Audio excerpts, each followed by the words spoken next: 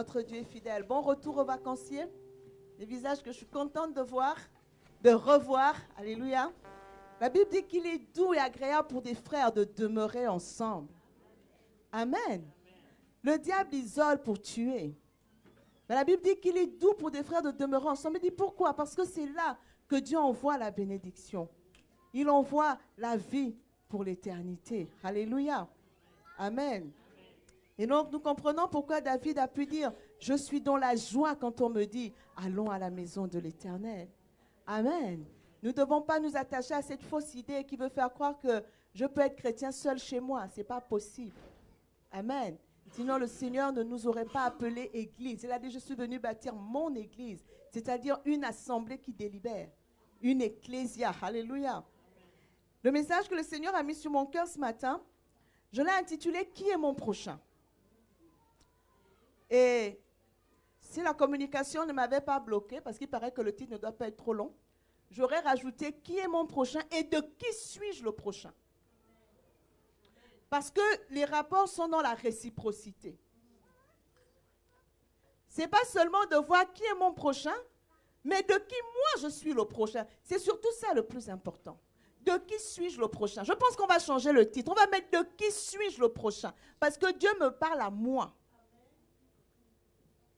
Je dois être le prochain de quelqu'un. Et il est aussi important que je sache qui est mon prochain. Depuis un moment, le Seigneur nous parle sur l'amour. Dieu nous a tant aimés qu'il a donné son Fils. Amen. Et nous avons vu que l'amour nous pousse à poser des actes. Quand quelqu'un t'aime, ça se voit dans les actes, pas seulement dans les paroles. D'ailleurs, 1 Jean 3, 18 dit, petits enfants, n'aimons pas seulement en parole, mais en action et avec vérité. Et je disais que si l'amour est un sentiment, aimer est un verbe d'action. Parce que la Bible dit que Dieu a tant aimé le monde qu'il a donné. Amen. Donc, l'amour se voit, l'amour se manifeste. Amen. J'aime bien une amie à moi qui posait la question on discutait avec une jeune dame, elle fait du coaching. Vous la connaissez déjà, China. Et elle aimait poser la question, elle disait, mais je veux qu'on parte de car Dieu a tant aimé le monde. Donc tu vas me dire, le gars avec qui tu vis, on commence. Il t'a tant aimé qu'il te bat. Est-ce que ça va ensemble? Il t'a tant aimé qu'il te méprise. Il t'a tant aimé qu'il ne te considère pas. Il t'a tant aimé qu'il n'a pas le temps pour toi. Est-ce que ça va ensemble? Mais souvent, nous nous accrochons à ce genre de relation. On voit bien que tous les actes sont contraires aux actes d'amour. Parce que l'amour, ça se voit par des actes quotidiens. Ah non, c'est ma meilleure amie. Ok, c'est ta meilleure amie, on y va. Elle t'aime tant, ta meilleure amie. Qu'est-ce qu'elle fait pour toi? Quand tu l'appelles, elle n'est jamais disponible. Quand elle t'appelle, toi, tu es disponible. Quand c'est toi qui es dans le besoin, elle n'est jamais là. Elle n'est pas prête à modifier son agenda pour t'accorder du temps. Bon, attends, l'amitié, c'est à quel niveau? Amen. Je veux qu'on revienne à des relations justes, à des rapports justes selon le plan de Dieu. Parce que, vous savez, le diable tourne la parole de Dieu de sorte que la parole de Dieu mal comprise et mal vécue nous enferme dans des choses après qui nous nuisent. Vous savez, pendant longtemps, je marchais avec le verset, Dieu dit aimez vos ennemis, bénissez ceux qui vous maudissent, etc. Donc il faut témoigner de l'amour à tout va. Jusqu'au jour où le Seigneur m'a dit, mais moi-même Dieu, j'ai dit, j'honorerai celui qui m'honore. Aimer ses ennemis n'a rien à voir avec le fait d'entrer en relation avec eux et de vouloir développer une relation que tu vois bien qu'elle est à sens unique et qu'elle ne te bénit pas. Dieu dit, j'honorerai celui qui m'honore. Et Dieu nous a montré en premier la considération. Il nous a montré le niveau où il voulait nous mettre, le niveau où il voulait mettre notre relation. Il a sacrifié pour nous ce qu'il avait de plus cher, pas ce qu'il avait de plus vil. Il a pris son temps pour nous. Alors en retour, nous pouvons avoir du temps pour Dieu. Et c'est ce que la Bible nous dit dans 2 Corinthiens 5, le verset 16, qui dit que l'amour de Christ nous presse, parce que nous savons que si un seul est mort pour tous, tous donc sont morts. Et qu'il est mort pour tous, afin que ceux qui vivent ne vivent plus pour eux-mêmes, mais pour celui qui est mort et ressuscité pour eux. Nous sommes dans une relation de réciprocité. Parce que Christ est mort pour nous, nous vivons pour lui. Est-ce que je parle à quelqu'un? Parce que Christ est mort pour nous, nous vivons pour lui. Alléluia. Il faut que nous sortions des relations déséquilibrées qui ne nous bénissent pas. Amen. Des relations déséquilibrées qui ne nous bénissent pas. Et nous devons apprendre à construire des relations saines selon Dieu. Et c'est pour ça que je veux qu'on considère ce passage qui est finalement mon prochain. Parce que la Bible dit, tu aimeras ton prochain comme toi-même. Mais c'est qui le prochain que je dois aimer comme moi-même? La Bible nous dit dans l'évangile de Luc au chapitre 10, du verset 25 au verset 37. La Bible dit, un docteur de la loi se leva et dit à Jésus pour l'éprouver, « Maître, que dois-je faire pour hériter la vie éternelle ?» Jésus lui dit, « Qu'est-il écrit dans la loi? Qui lis-tu? » Il répondit, « Tu aimeras le Seigneur ton Dieu de tout ton cœur, de toute ton âme, de toute ta force et de toute ta pensée, et ton prochain comme toi-même. » Le Seigneur lui répond, « Tu as bien vu, tu as bien répondu, » lui répondit Jésus. « Fais cela et tu vivras. » Mais lui, voulant se justifier, dit à Jésus, « Et qui est mon prochain? » Jésus reprit la parole et dit, « Un homme descendait de Jérusalem à Jéricho. Il tomba au milieu des brigands qui le dépouillèrent, le chargèrent de coups et s'en allèrent, le laissant à demi-mort. Un sacrificateur qui par hasard descendait par le même chemin, ayant vu cet homme, passa outre. Un Lévite qui arriva aussi dans ce lieu, l'ayant vu, passa outre. Mais un Samaritain qui voyageait, étant venu là, fut ému de compassion lorsqu'il le vit. Il s'approcha et banda ses plaies en y versant de l'huile et du vin, puis il le mit sur sa propre monture, le conduisit à une hôtellerie et prit soin de lui.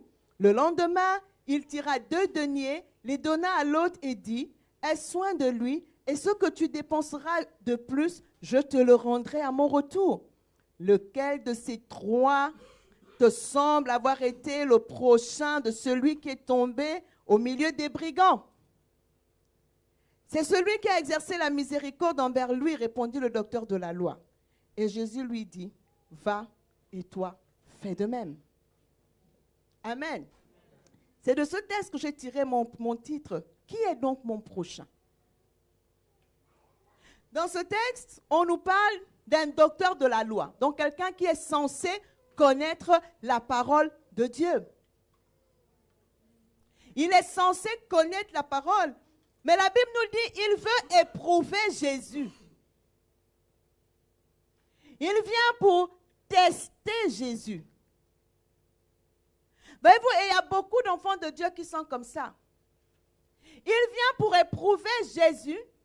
Et que fait Jésus? Jésus le renvoie à la parole. Jésus lui dit, mais tu es censé connaître la parole. Qu'est-ce que tu lis dans la parole? Qu'est-ce que tu y vois? Qu'est-ce que tu as lu? Qu'est-ce que la parole te dit? Et souvent, beaucoup de chrétiens font ça. Ils savent ce que la parole dit. Mais comme ils ne veulent pas obéir à la parole, ils veulent venir éprouver le pasteur. Pasteur, dans telle situation, que penses-tu que je dois faire? Mais c'est écrit dans la Bible ce que tu dois faire. C'est écrit dans la Bible. Pourquoi tu penses que moi je vais te dire le contraire de ce qui est écrit dans la Bible? Il vient pour sonder parce qu'en réalité, il n'y a pas un désir d'obéir. Ils connaissent la vérité. Ils savent ce qu'ils doivent faire. Mais comme ils ont envie de passer outre, on veut venir chercher querelle au pasteur. On veut venir chercher les problèmes. Comme on dit dans certaines contrées, on veut venir manger le piment dans la bouche du pasteur. Alors qu'on connaît la parole, tu sais au fond de toi que ce que tu es en train de faire n'est pas tout à fait correct, n'est pas tout à fait juste. Et tu sais ce que la parole dit à ce sujet. Je me rappelle une personne qui était venue me demander une fois, pasteur, ce n'était pas ici, hein, pasteur, bon, dans mon travail, il m'arrive que, voilà, des fois j'ai de l'argent, bon, de manière pas trop, machin, mais finalement, puisque je paye la dîme avec ça, je dis que non, sister, si tu reconnais toi-même que tu as cet argent de façon bizarre, arrête d'avoir l'argent de façon bizarre. Tu veux que je te dise quoi? Que parce que c'est le pasteur qui va te dire que non, c'est pas grave, viens donner la dîme de cet argent, ça va légitimer le fait que tu l'as de manière pas droite? Non. Et ce monsieur connaît la parole de Dieu. Puisque quand le Seigneur Jésus lui demande qu'est-ce que tu lis dans la parole, il sort la bonne réponse. Donc il savait ce qu'il faut faire. Mais en réalité, il ne voulait pas le faire. Ou c'était trop compliqué pour lui de le faire.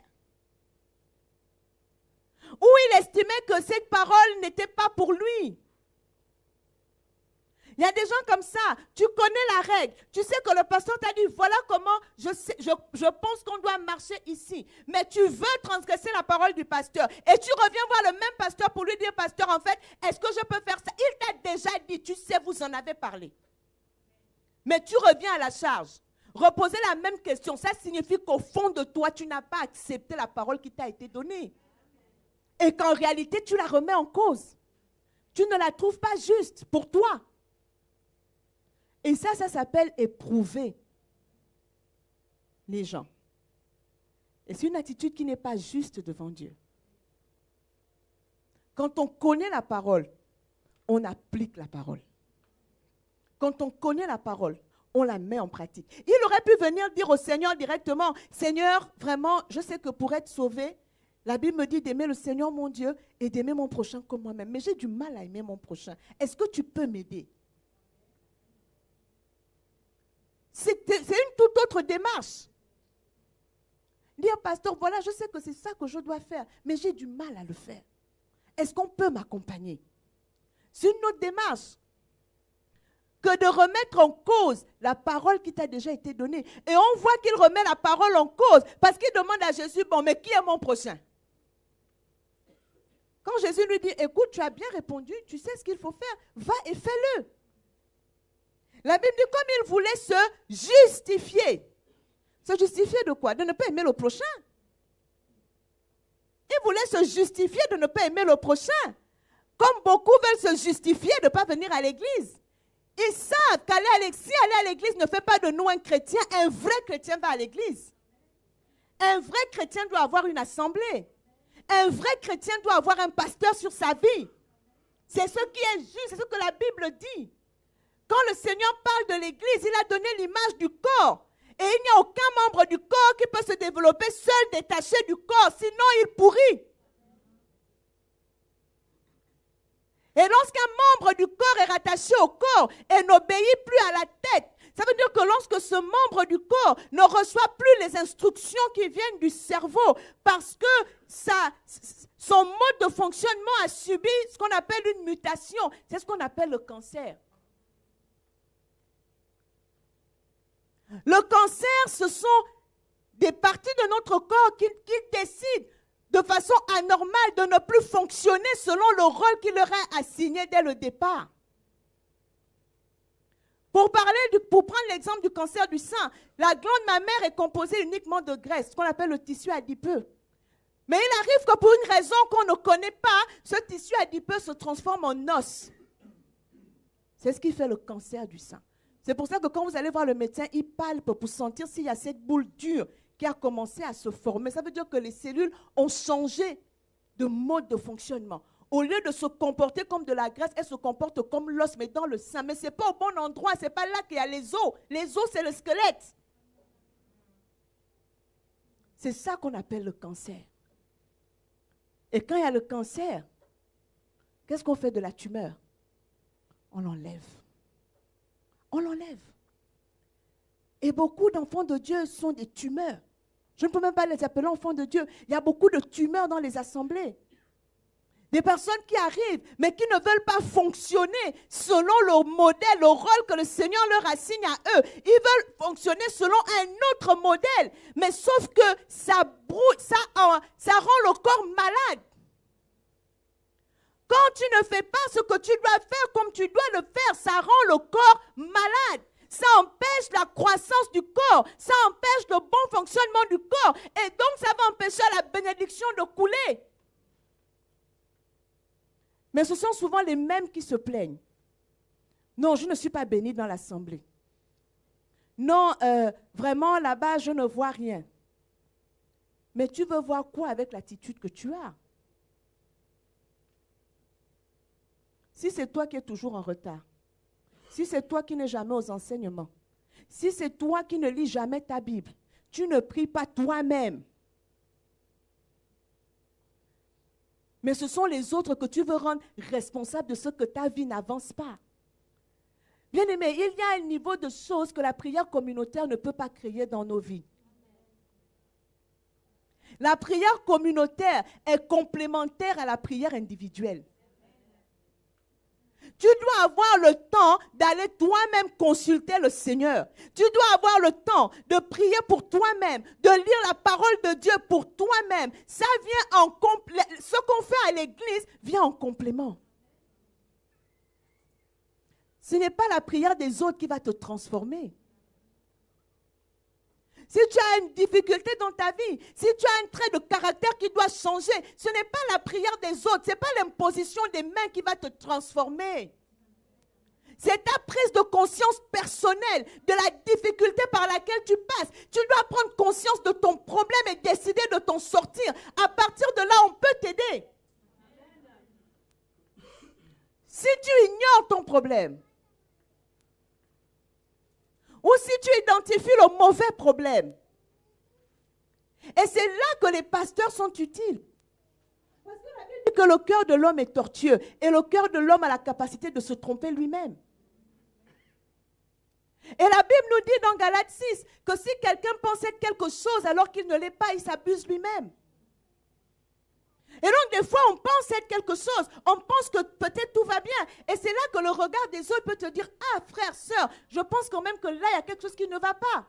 Mais il faut avoir suffisamment d'humilité pour considérer ce qu'on te dit.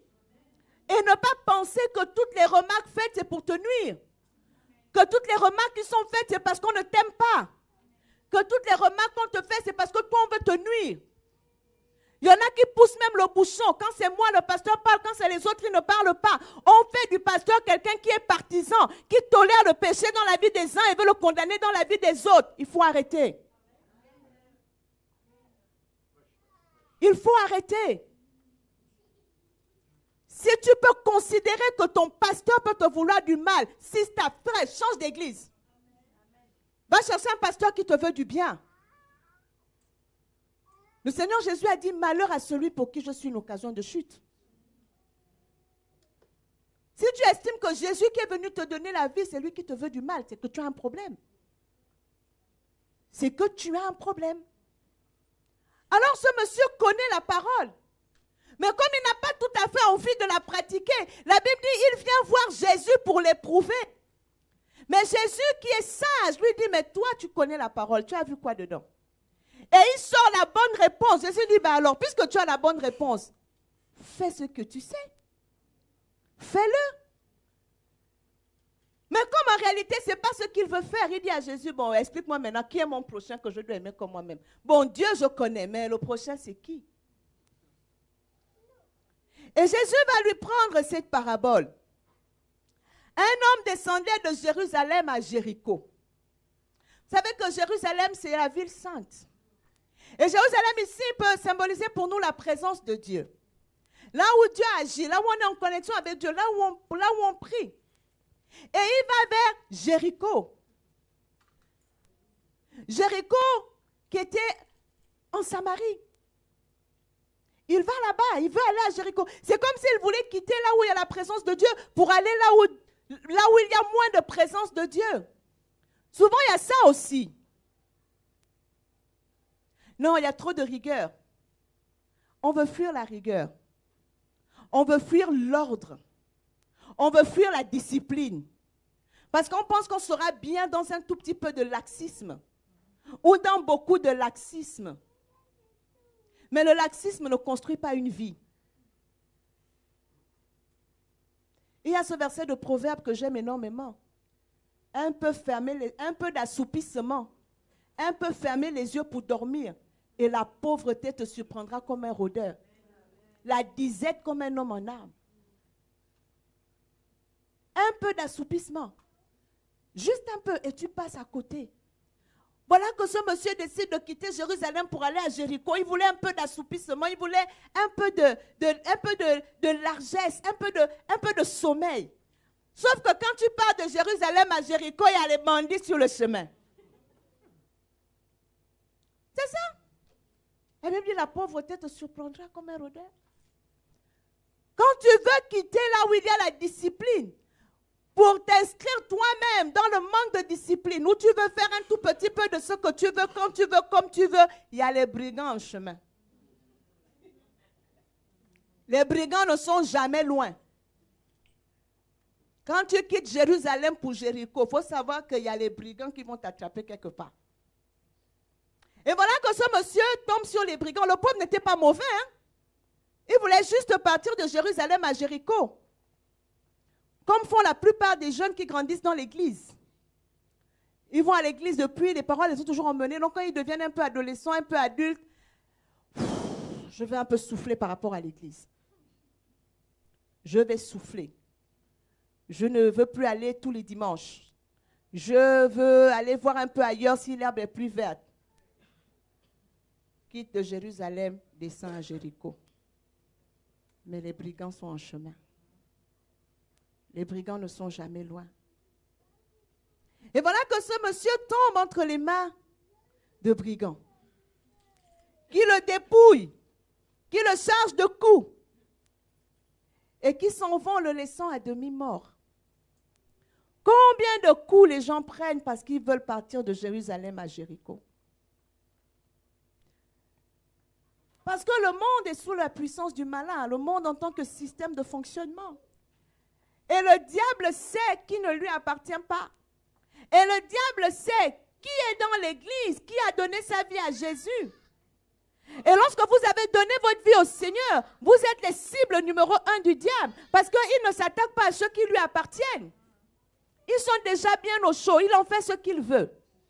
Donc toi qui es chrétien là, et qui de temps en temps veut partir de Jérusalem à Jéricho, mais le diable t'attend. La Bible dit de veiller parce qu'il rôde comme un lion rugissant, cherchant qui dévorer. Donc la moindre occasion que tu lui donnes, il te roule de coups. Je me souviens d'un pasteur qui disait, si un jour je commets l'adultère, même si la femme avec qui je vais sortir n'a pas le sida, moi j'aurai le sida. Il dit, le diable va me l'injecter direct. Parce que j'aurais fait un faux pas. Je disais, le jour où j'essaie de brûler un feu rouge, il y a une voiture qui va sortir de je ne sais où pour venir me cogner. Je suis sûre de ça. Parce que nous sommes des personnes que le diable a dans son collimateur. Il nous a dans son collimateur. Donc, des choses que d'autres personnes peuvent faire et qui ne leur seront peut-être pas nuisibles, toi, elles vont te nuire parce que le diable te cherche. Il rôde autour de toi comme un lion rugissant, cherchant qui dévorer. Et si tu lui ouvres la porte, la Bible nous dit bien, ne laissez pas accès au diable. Si tu lui ouvres un accès, il ne faut pas qu'on se leurre. Le diable n'est pas gentil. Si nous croyons à la parole, nous devons croire à toute la parole. C'est Jésus qui a dit, en appelant le diable le voleur ne vient que pour dérober, égorger et détruire. Quand tu lui ouvres une porte, il va venir pour égorger, dérober et détruire. Il ne fera pas autre chose. C'est la seule chose qu'il sait faire. Même si tu as l'impression qu'en utilisant les armes du diable, en utilisant ces outils, ça te fait un petit peu de bien, ce n'est qu'une affaire de temps. Quand on utilise des ustensiles du diable, il fait payer la location.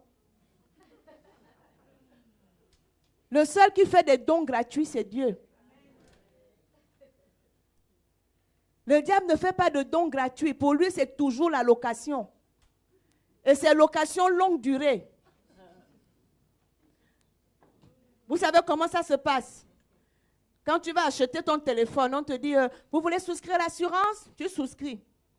Le jour où tu ne veux plus de l'assurance, là, on va te dire que faites un mail. Après le mail, envoyez un courrier à telle adresse, en recommandé. Et puis après le courrier recommandé, vous devez encore passer un appel où vous tombez sur, je ne sais pas, 1000 répondeurs qui vont vous dire tapez 1, tapez 2, et vous avez fini votre argent. Pour souscrire à l'assurance, c'est facile, mais pour quitter, c'est un problème. C'est comme ça avec les choses du diable. Quand tu as commencé à utiliser ça, maintenant, quand tu veux quitter, il ne te lâche pas.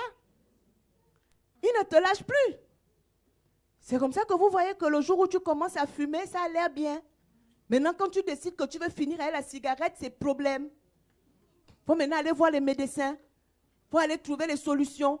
Tu ne dors plus la nuit. C'est comme ça. Quand tu ouvres un accès au diable, quand il s'engouffre là, pour le sortir, c'est compliqué. C'est pour ça qu'il y a des actes qu'il ne faut jamais poser. Il y a des portes qu'il vaut mieux ne jamais ouvrir. Parce qu'une fois que vous les avez ouvertes, pour les refermer, ça va être galère. Mais comme Dieu est bon, Dieu donne toujours la possibilité de s'en sortir.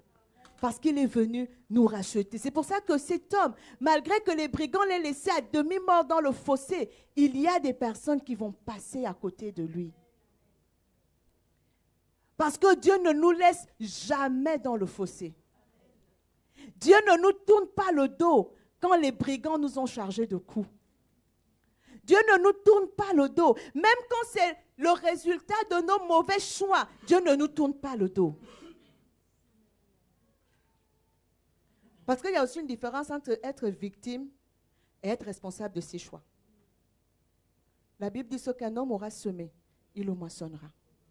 Il y a la méchanceté. Il y a des gens vraiment qui n'ont rien fait et qui tombent dans des situations où vraiment ils sont arnaqués, où ils sont malmenés parce que voilà, ils ont fait confiance, mais ils sont tombés face à la méchanceté qui existe dans le monde. Dieu te soutient. Et il y a aussi des actes, des choses que nous vivons parce que nous avons laissé une porte ouverte au diable. Il faut être capable de le reconnaître, dire Seigneur, là, c'est moi qui ai ouvert la porte. Maintenant, je la ferme et je paye le prix qu'il y a à payer. Souvenez-vous de David et Bathsheba. David a commis l'adultère. Il a fait tuer Uri. Il a mis du temps avant de se repentir. Parce que ce n'est pas le temps qui efface le péché. C'est la repentance. Ce n'est pas le temps. Parce que voyez-vous, entre le moment où David est sorti avec Bathsheba et le moment où le prophète Nathan vient le voir, il y a au moins 9 mois qui sont passés. Parce que Bathsheba a eu le temps d'être enceinte et d'accoucher. Et c'est là, voyant qu'il ne se repentait pas de lui-même, l'homme selon le cœur de Dieu, qui connaissait la parole de Dieu, qui connaissait la pensée de Dieu, qui passait du temps avec Dieu, qui a écrit le psaume 23, il se retrouve en train de commettre l'adultère, en train de commettre un meurtre. Et il vit comme si rien ne s'était jamais passé. C'est comme s'il a occulté le fait qu'il avait offensé Dieu. Mais c'est seule la repentance qui règle le péché. Et c'est pour ça que Dieu nous envoie sa parole, pour que la parole nous rappelle que hey, là tu es tombé, relève-toi. Dieu rappelle toujours, il dit, souviens-toi de là où tu es tombé, c'est là-bas que tu dois aller te relever. Il y a des gens qui sont tombés à plusieurs endroits, mais qui pensent que sans avoir réparé, ils peuvent avancer. Vous n'avancerez pas.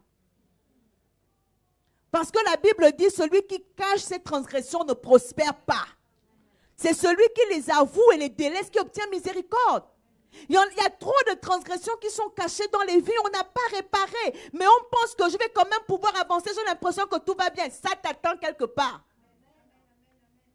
Ou on croit à la parole, ou on ne croit pas à la parole. C'est Dieu qui dit, celui qui cache ses transgressions ne prospère pas. Mais celui qui les avoue et les délaisse obtient miséricorde. Et il y a des transgressions les gens n'arrivent pas à délaisser simplement parce qu'ils n'ont pas avoué. Ils n'avouent pas. Mais il se dit, je vais délaisser. Le diable te tient, il te tient. La Bible dit, si nous confessons nos péchés, Dieu est fidèle et juste pour nous les pardonner. Mais Dieu pardonne si on confesse. Et il y a des péchés, Dieu dit, confessez vos péchés les uns aux autres. Pour que tu en sois libéré, tu as besoin de confesser à quelqu'un. Quelqu'un de sûr. Pas quelqu'un qui va aller le chanter sur les toits, qui va aller le mettre sur les réseaux sociaux.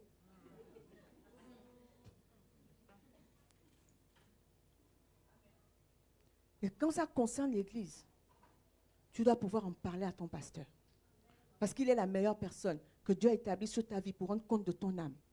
Donc lui, il est équipé pour t'accompagner. Celui qui avoue ses transgressions et les délaisse, c'est lui qui obtient miséricorde. Et parce que David n'avait toujours pas avoué. Plus de 9 mois après, Dieu envoie Nathan pour lui dire que, mais attends, tu as un problème. Voilà ce que tu as fait. Et connaissant David, si Nathan avait simplement dit à David que tu as tué, David aurait peut-être nié. Puisque jusque-là, il n'avait pas confessé. Dieu est obligé d'utiliser un subterfuge. Le prophète Nathan lui raconte qu'un homme avait plusieurs brebis. Et quand il a reçu des invités, il allait prendre la brebis de celui qui n'en avait qu'une seule. Il l'a tué pour donner à ses invités. Et Dieu lui dit, mais Nathan s'est énervé, il dit, mais qui a pu faire ça? David s'est énervé, il dit, qui a pu faire ça? Amenez-le-moi. Le prophète Nathan lui dit, c'est toi-même dans ton royaume. Toi, tu avais plusieurs femmes, tu allais prendre la femme du riz et tu l'as tuée. Et Dieu n'est pas d'accord avec ça. La Bible dit que David a déchiré ses vêtements. Il s'est repenti. Il a demandé pardon. Mais qu'est-ce que Dieu lui a dit? Dieu lui a dit, David, à ce que tu as fait, l'acte que tu as posé aura des conséquences. Je te pardonne, mais tu es obligé d'assumer les conséquences de ton acte. Il lui a dit, à cause de ce que tu as fait, mes ennemis ont blasphémé mon nom. Il dit, à cause de cela. Il dit, 1, l'enfant que Bathsheba a conçu mourra. Il dit, 2, tu as pris la femme du riz en cachette. Un autre te le fera. Il prendra tes femmes devant tout Israël. Il lui dit 3, à cause, parce que tu as utilisé l'épée pour ôter la vie à un innocent, l'épée ne s'éloignera plus de ta maison. Il y a des portes qu'il vaut mieux ne jamais ouvrir. Et tout ça s'est passé. L'inceste est rentré dans la maison de David. Son fils a violé sa fille. L'autre frère a tué celui qui avait violé sa sœur. Absalom, son propre fils, s'est révolté contre son père. Et c'est lui qui a pris les femmes de son père devant tout Israël.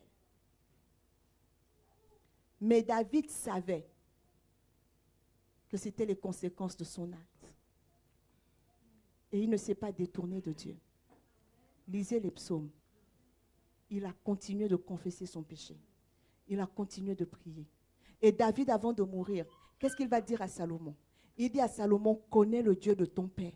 Et ne t'en détourne ni à droite, ni à gauche. N'essaye pas.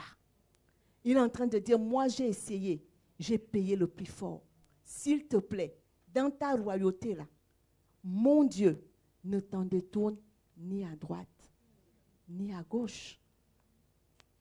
Alléluia. Et donc cet homme qui est à demi mort dans le fossé, Dieu fait que des gens passent à côté. La Bible nous dit qu'il y a un sacrificateur qui descendait par le même chemin. Mais la Bible ajoute qu'il descendait par hasard. Parce qu'en réalité, ce n'est pas le chemin du sacrificateur. Le sacrificateur est un serviteur de Dieu. Il doit rester à Jérusalem. Il est consacré à Dieu. Il est consacré au service dans le temple. Il va chercher quoi à Jéricho? La Bible lui passait par là par hasard. C'est tellement qu'il s'était perdu. Il voulait peut-être aller, je ne sais où, il s'est perdu. Mais voyez-vous, le hasard, c'est aussi le nom de Dieu quand il veut garder l'anonymat. Dieu a permis qu'il passe à côté de cet homme pour révéler l'état de son cœur.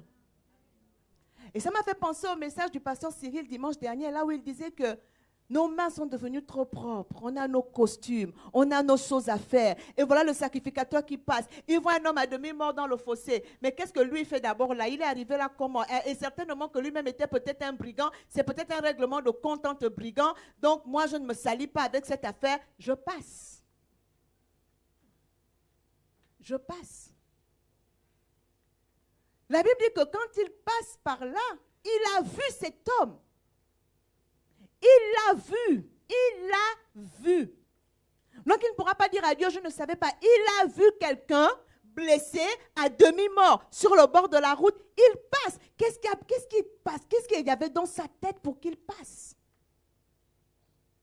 Parce que le sacrificateur aussi connaît la parole de Dieu. Il sait que tu dois aimer ton prochain comme toi-même. Mais il était tellement en haut qu'il n'avait plus le temps du blessé. Il avait certainement un agenda à tenir. Il avait certainement un calendrier à tenir. Il avait certainement un rendez-vous avec une personnalité plus importante que le blessé dans le fossé. Mais voyez-vous, je vous ai dit, Dieu est un Dieu de réciprocité. Il y a des gens qui aiment enseigner, oui, on doit respecter le serviteur de Dieu, on doit lui rendre les honneurs. Je le crois. Mais Dieu dit aussi, il a dit, celui qui recevra un prophète en qualité de prophète recevra la récompense du prophète. Mais il dit, celui qui reçoit un de ses plus petits en mon nom me reçoit. Est-ce qu'on voit la nuance? Celui qui reçoit le prophète en qualité de prophète aura la récompense de prophète. Mais celui qui reçoit un plus petit, celui qui n'a rien pour attirer les regards, celui qui, quand tu auras pris soin de lui, n'est pas capable de te le rendre, il n'a rien à t'offrir en retour. Celui à côté de qui tout le monde a envie de passer, parce qu'aujourd'hui dans notre monde, on ne veut considérer que ceux qui semblent être grands. On ne veut considérer que celui qui peut me rendre la réciproque. Jésus dit, celui qui reçoit un de ses plus petits me reçoit moi. Et si je dois faire un choix, je préfère recevoir le Seigneur. Donc m'occuper des plus petits. La récompense du prophète, c'est bien. Mais je pense que s'occuper des plus petits, c'est mieux. Parce que je reçois le Seigneur lui-même. Je reçois le Seigneur lui-même. Oui, il dit qu'on doit avoir de la déférence pour nos conducteurs spirituels. Mais il dit celui qui est pour un de ses plus petits une occasion de chute. Il dit malheur à lui. Donc qui que tu sois, quel que soit ton rang, tes prérogatives, tes titres et prérogatives, si tu es une occasion de chute pour un enfant de Dieu, Dieu dit malheur à toi. On doit croire à toute la Bible. C'est pour ça qu'on ne peut pas traiter les gens n'importe comment. Tu ne peux pas venir dans l'église et parler aux gens n'importe comment. Tu ne peux pas venir dans l'église, même si tu es mal dans ta peau, personne n'est responsable. Tu ne connais pas les difficultés par lesquelles les autres aussi passent. Donc les autres ne peuvent pas être ton souffle-douleur. Nous devons être le réconfort les uns des autres. Mais les autres ne peuvent pas être tributaires de ton mal-être. Ce n'est pas normal. Tu n'es pas le prochain des autres quand tu agis comme ça. La Bible dit que ce sacrificateur, lui aussi, est passé. Et il y a lui un lévite, encore un serviteur de Dieu, consacré au service de Dieu dans la maison. Les lévites sont ceux qui se tenaient devant l'arche, 24 heures sur 24. Et ils se relayaient pour assurer le service. Lui aussi voit cet homme dans le fossé, à demi-mort. Il passe. Parce qu'on nous fait croire que l'activité dans l'église est plus importante que prendre soin des gens. J'assure déjà le service dans le temple. Alors je peux être insensible aux besoins des gens. Je peux être insensible à la misère des gens. Tout ce que Dieu voit, c'est que quand le pasteur arrive à l'église, c'est moi qui tiens son sac. En réalité, le pasteur n'a pas besoin que tu tiennes son sac. Il peut tenir son sac tout seul. Et ce n'est pas un ministère tenir le sac du pasteur.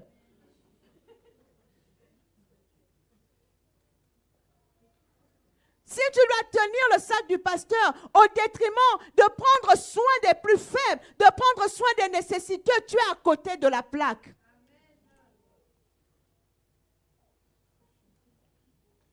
Le lévite, le sacrificateur, passe à côté de quelqu'un qui est à demi-mort. Il le voit.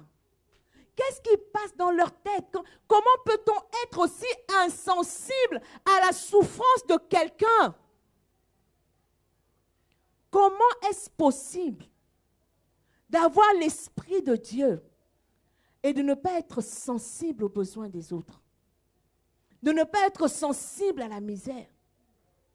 De ne pas être sensible à la souffrance. On nous dit un homme. Cet homme, on ne sait pas s'il était sacrificateur, chrétien ou quoi que ce soit. Mais je suis sûre que s'il avait la tenue du sacrificateur, le sacrificateur se serait arrêté.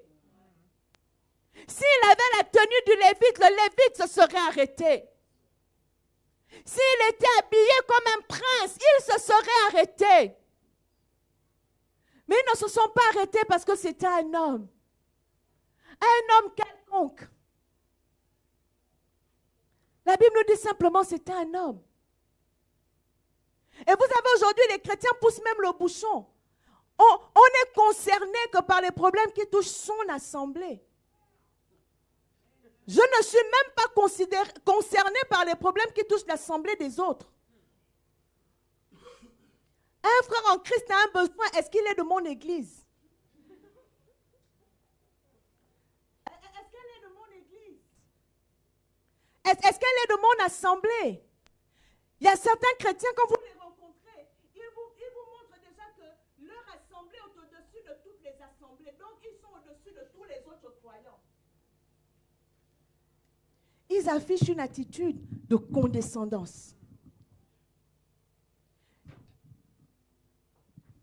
Ils affichent une attitude limite d'arrogance. Gars, la Bible dit, ayant en vous les sentiments qui étaient en Jésus-Christ. Lui qui existait en forme de Dieu n'a point regardé comme une proie arrachée d'être égal avec Dieu. Il s'est abaissé lui-même. Il s'est fait un simple serviteur. Il dit, et pour ça, Dieu l'a souverainement élevé. Je vais vous dire une chose. Dieu travaille avec des gens qui sont petits à leurs propres yeux. C'est dans cette ère que je vois des gens qui parlent d'eux-mêmes en tant que grands hommes de Dieu, grandes femmes de Dieu. Ça me surprend. Vous savez ce que Dieu dit à Saül quand il le rejette? Dieu dit à Saül, quand tu étais petit à tes propres yeux, ne t'ai-je pas un roi d'Israël?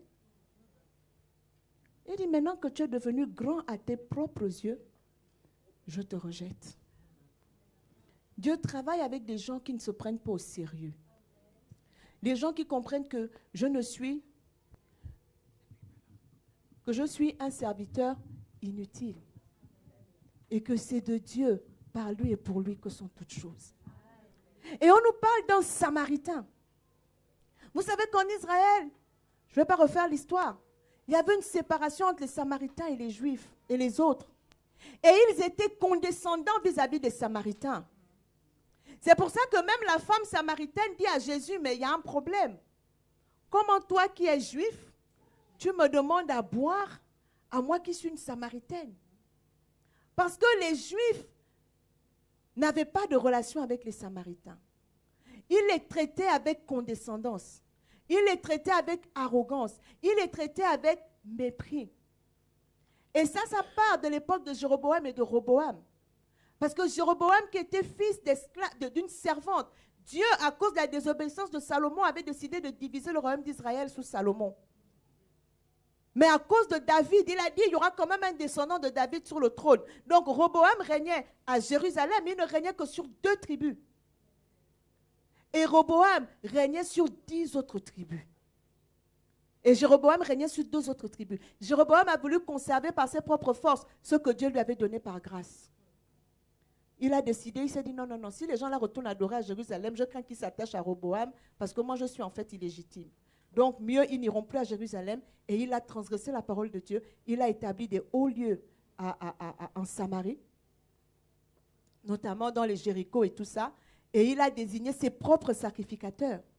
Et Dieu a eu cela en abomination. Et il a rejeté à son tour Jéroboam. Donc c'est depuis ce temps. C'est pour ça qu'il y a la discussion entre la Samaritaine et Jésus. Elle dit, mais nous on adore sur la montagne et vous vous dites qu'il faut adorer à Jérusalem. C'est Jéroboam qui avait établi ça parce qu'il ne voulait plus que le peuple aille adorer à Jérusalem comme c'était le cas selon la loi de l'Éternel. Parce qu'il avait peur que le peuple s'attache à Roboam et que lui ne soit plus roi. Donc il a établi qu'il fallait adorer sur la montagne. Et non, il y avait cette scission-là qui faisait que pour ceux qui étaient restés dans le royaume d'Israël, les Samaritains, n'étaient donc pas de vrais croyants en leur Dieu. Et donc, ils n'avaient pas de relation avec eux. Et c'est quelqu'un comme ça que Jésus va prendre en exemple en disant, celui que vous méprisez, celui qui n'est ni lévite, ni sacrificateur, que vous pensez qu'il ne me connaît pas. Lui, il s'arrête à côté de ce monsieur. Il est ému de compassion. Il ne le fait pas parce qu'il cherche une reconnaissance. Il ne le fait pas parce qu'il veut qu'on lui dise qu'il est un grand homme de Dieu. Il ne le fait pas parce qu'il veut qu'on lui dise que tu es une... Il ne veut pas, il n'attend pas quelque chose. Il est désintéressé. Il a simplement compassion. Comme Jésus, voyant la foule, la Bible nous dit Jésus fut ému de compassion. C'est la compassion qui doit nous pousser à l'action et pas autre chose. Vous savez, pendant longtemps, je n'acceptais pas les présents de certaines personnes. C'est vrai qu'il faut aimer ses pasteurs. Mais tu ne peux pas vouloir faire des cadeaux au pasteur qui n'a pas de besoin et ne pas répondre aux besoins de celui qui est dans l'assemblée à côté de toi. Je n'ai pas besoin qu'on m'offre des chaussures. Regarde dans l'église. Qui a besoin d'une paire de chaussures? À qui ta paire de chaussures va faire plaisir? Certainement, ça me fera plaisir, mais ce ne sera pas, tu n'auras pas répondu à un besoin. Tu n'auras pas répondu à un besoin. Or, Dieu veut qu'on réponde à des besoins. Et Dieu répond aux besoins des autres à travers nous. Dieu répond à nos besoins à travers notre prochain. Et ce Samaritain a pris cet homme qu'il ne connaissait pas, avec qui il n'avait pas de relation. Il a pris, il l'a amené pour qu'on le soigne. Il a payé, il n'a rien demandé. Il n'a même pas demandé le nom du monsieur. Il n'a même pas dit, bon, on va garder contact. Parce que tu dois savoir que je t'avais quand même sauvé la vie. Parce qu'il y a des gens, le jour où ils vous ont rendu service, sachez que vous êtes redevable à vie. Je veux bien être reconnaissant, mais ça ne fait pas de moi ton esclave. Ça ne fait pas maintenant de moi que je ne suis plus libre de mes mouvements. Je dois t'appeler tous les jours que Dieu fait, parce qu'un jour tu m'as rendu service. Est-ce que c'était un lien? Si c'est un lien, je le coupe. Je parle de l'équilibre des relations. Amen. Oui, nous devons être reconnaissants. Mais quand nous rendons service à quelqu'un, nous devons le faire de façon désintéressée. Si la personne dit merci, on rend gloire à Dieu. Si la personne ne dit pas merci, je rends gloire à Dieu. Mais mon cœur ne s'aigrit pas. Mon cœur ne s'aigrit pas. Jésus a guéri 10 lépreux, un seul est revenu dire merci. Il n'a pas dit que je ne guérirai plus jamais personne. Parce que ces ingrats-là, je guéris 10 lépreux, il y a un seul qui revient me dire merci, alors que j'ai quand même changé leur vie. Les lépreux vivant en aparté, c'était des parias. Alors moi, je leur fais du bien, ils ne sont même pas capables de me dire merci. Plus jamais je guérirai quelqu'un. Jésus a simplement demandé, est-ce que les autres n'ont pas été guéris? Si. Dis-toi, tu es revenu. Eh bien, tu es revenu tisser une relation avec moi. À cause de ça, toi, tu es sauvé. Les autres sont partis, ils ont gardé leur guérison, mais ils n'ont pas été sauvés. Amen. Jésus leur a fait du bien, il ne l'a pas regretté. Il n'est pas allé récupérer ce qu'il a donné parce qu'on ne lui a pas dit merci. Amen. Et quand Jésus finit cette histoire, il dit, qui est donc le prochain de celui qui a été blessé? Est-ce que c'est celui qui est passé dans l'indifférence? Ou bien celui qui a pris soin de lui par compassion? Vous savez, aujourd'hui, dans le monde, les gens sont tellement intéressés que quand vous agissez de façon désintéressée, ils vous trouvent anormal. Ils pensent qu'il y a un loup. Ils se disent que quelqu'un ne peut pas faire ça. Non, vous allez voir, vous allez comprendre sa vraie motivation. Ils cherchent quelque chose. Non, notre motivation à nous est de manifester la nature de Dieu et de faire les choses que Dieu veut qu'on fasse. C'est que l'on soit, nous, différents. Si plus personne ne fait des choses de façon désintéressée, nous, on doit être le modèle. Ceux qui agissent encore de façon désintéressée. Et nous n'avons pas à nous justifier. Le temps révélera quelles étaient nos motivations profondes. Le temps est là aussi pour montrer que nous étions désintéressés. Il dit, qui est donc le prochain? Et le docteur de la loi répond, celui qui a exercé la miséricorde envers lui. Il dit, celui qui a exercé la miséricorde. Il dit, toi, et fais pareil. Alors, sois le prochain de quelqu'un. Exerce la miséricorde autour de toi et tu seras le prochain de quelqu'un. Mais ton prochain, c'est celui qui est aussi miséricordieux avec toi. C'est lui que tu dois aimer comme toi-même. Est-ce que je parle à quelqu'un? Ton prochain, c'est celui qui exerce la miséricorde envers toi. C'est celui qui t'accorde de l'importance. C'est celui qui te considère. C'est celui qui te manifeste de l'amour en acte. C'est lui le prochain que tu dois aimer comme toi-même. Est-ce que je parle à quelqu'un? Parce qu'il ne faut pas aller dire je dois aimer mon prochain. Tout le monde n'est pas ton prochain. Là, je viens de choquer les gens là. Tout le monde n'est pas ton prochain. Parce que tu as aussi des ennemis. Ceux à qui le Seigneur a dit que aimez vos ennemis. Si le Seigneur te dit aimez vos ennemis, c'est que tu en as. Et l'ennemi, c'est qui? C'est quelqu'un qui te veut du mal. C'est quelqu'un qui te déteste. Sans raison ou avec raison, mais il te déteste quand même. Et Dieu te dit, quand lui te déteste, toi, aime-le. Mais il n'est pas ton prochain. Tu l'aimes en tant qu'ennemi.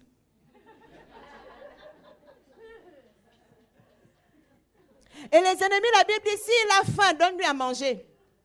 S'il a soif, donne-lui à boire. Mais elle ne te dit pas que toi vas manger chez lui. Est-ce que je parle à quelqu'un? Elle ne te dit pas que toi vas boire l'eau qu'il te donne. Parce que dans l'eau qu'il te donne, tu ne sais pas ce qu'il est capable de mettre, puisque tu sais qu'il ne t'aime pas. Il ne faut pas tenter le Seigneur. Quelqu'un te témoigne de la méchanceté, tu retournes tous les jours. À quel niveau? Non, non, non, non. Et je vais finir avec cet exemple. La Bible dit de Jésus-Christ lui-même. Je vous parle de choses que le Seigneur a pris soin de m'enseigner. Je vous dis, mon mari et moi, on s'est fait bouffer dans les relations. Les relations, même avec des chrétiens, même avec des serviteurs de Dieu, qu'on a mis à un certain niveau. Mais on s'est rendu compte qu'il n'y avait pas de réciprocité. Et le Seigneur nous a dit, sortez de là. Parce que moi-même, j'honore celui qui m'honore. La Bible dit de Jésus, Jésus-Christ, il est venu chez les siens. Les siens ne l'ont pas reçu. Mais à ceux qui l'ont reçu, il a donné le pouvoir de devenir enfant de Dieu. Jésus travaille avec ceux qui le reçoivent. Pourquoi vous voulez vous imposer à des gens qui ne vous reçoivent pas?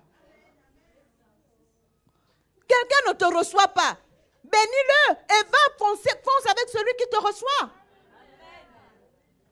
Sois ami avec celui qui te reçoit. C'est lui qui est ton prochain. C'est avec lui que tu peux avancer. Pourquoi tu te mets dans des relations avec des gens qui te montrent qu'ils ne veulent pas de toi? Tu insistes pourquoi? Pourquoi tu insistes? L'apôtre Paul a même dit dans 1 Corinthiens 7, si le non-croyant ne consent plus de vivre avec le croyant qui se sépare, pourquoi tu insistes? Jésus n'a pas dit qu'il prie pour Paul n'a pas dit prier pour que Dieu change son cœur. Parce que Dieu ne viole pas la volonté des gens. Les gens ont besoin de faire un travail en eux-mêmes et de se dire, mais en fait, pourquoi je déteste cette personne? Mais en fait, c'est pour rien. Tant que la personne n'a pas fait un travail personnel, la Bible dit que celui qui a de la haine n'a pas égard au présent. Ça veut dire que même si vous lui donnez des cadeaux, tant qu'il n'a pas traité avec sa propre haine, vous ne pourrez jamais changer l'état de son cœur vis-à-vis de vous. Tout ce que vous pouvez faire, c'est prier pour que Dieu l'aide. Mais vous aurez beau lui donner votre vie, ça ne changera rien à vos rapports. Les pharisiens ont détesté Jésus, il est mort et il est ressuscité. Pour eux, ça n'a rien changé. Ils ont même payé les gardiens pour dire qu'il n'est pas ressuscité, on a volé son corps. Arrêtez de souffrir dans les relations.